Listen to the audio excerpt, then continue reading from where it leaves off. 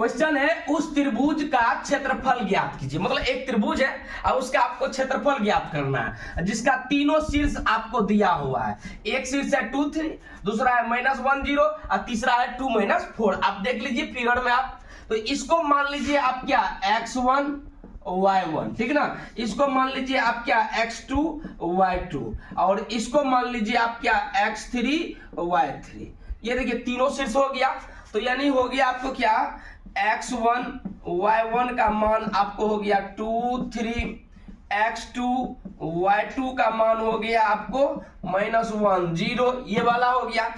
x3 y3 का मान हो गया आपको ये वाला, यानी 2 -4। अब देखिए त्रिभुज का आपको क्या ज्ञात करना है, क्षेत्रफल। तो यहाँ पे आपको लिखना है त्रिभुज का क्षेत्रफल। तो त्रिभुज के क्षेत्रफल का सूत्र होता है 1/2 इंटू, सूत्र यदि याद नहीं होगा तो ऐसे लिखिएगा x1 y2 y3। देखिए 1 2 3 है plus x2 into y3 y1। देखिए 2 3 1 plus x3 into y1 y2।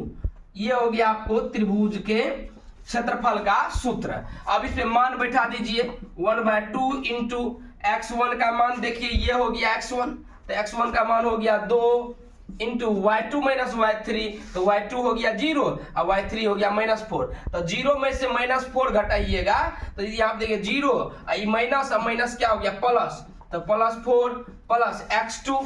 तो x2 का मान देखिए ये x2 ये हो गया -1 इंटू y3 का मान हो गया -4, तो -4 माइनस y1 का मान देखिए आपको 3 है, 3 हो गया प्लस x3 का मान देखिए आप है यहाँ पे कितना 2, तो 2 दीजिए y1, तो y1 का मान आपको 3 है और y2 का मान देखिए y1 y2, तो 3 में से 0 घटेगा 3 -0। अब इसका कर लीजिए कैलकुलेशन 1/2 इंटू, देखिए 4 में 0 जोड़िएगा 4 होगा, 4 दूनी 8, प्लस माइनस माइनस हुआ।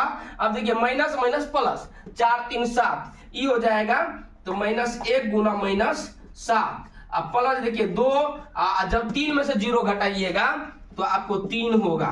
तो प्यारे भाई हो गया 1/2 इंटू हो गया, अब 8 हो जाएगा, माइनस माइनस प्लस 7 प्लस 3 दूनी 6, तो 8 7 15 6 21, यानी 21/2 वर्ग इकाई क्षेत्रफल है।